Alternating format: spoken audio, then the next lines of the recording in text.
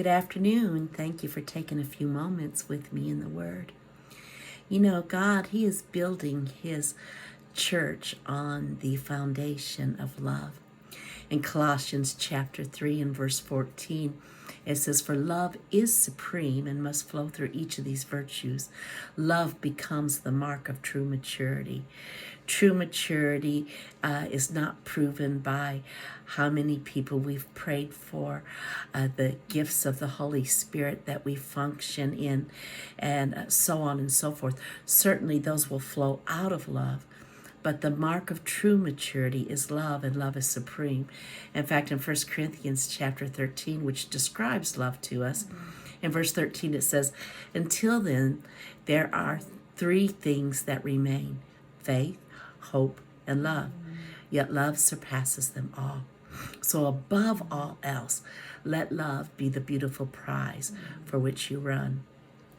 Understanding love is the mark of maturity, and that it is the prize above all that we're to run after. I want us to take a look at Matthew chapter 16 and perhaps look at it a little bit differently than we have seen it before.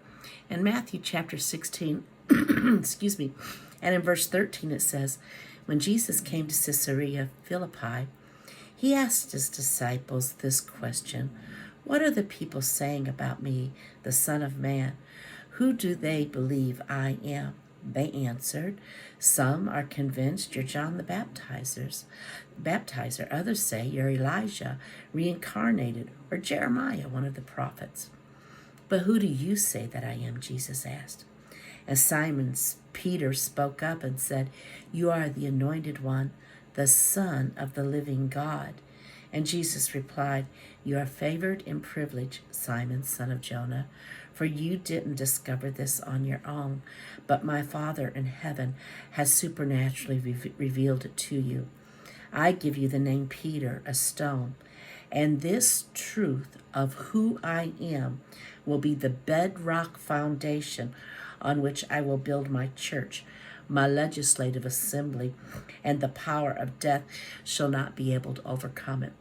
So he tells Peter the truth that was revealed to Peter of who Jesus is the very bedrock that God is building his church.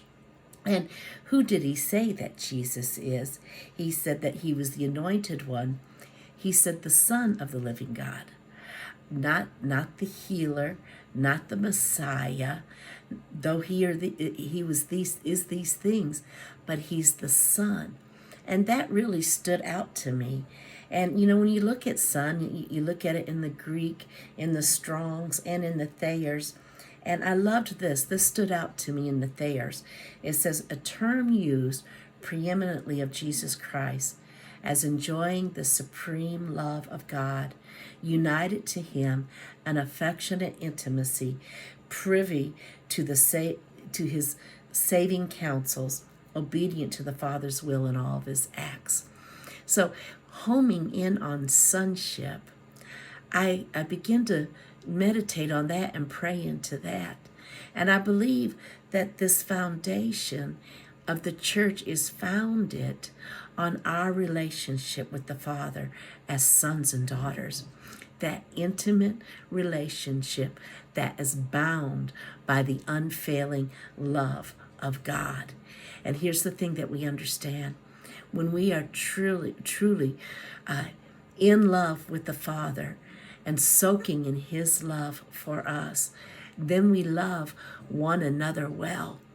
And on this foundation, he builds his church. Now, when he says church here, it is ecclesia, which is his legislative assembly. So then that lets me know that it's his legislative assembly he is building on the foundation of love. And what is the result of that? I will give you the keys of heaven's kingdom realm, to forbid on earth that which is forbidden in heaven, and to release on earth that which is released in heaven. That's the authority.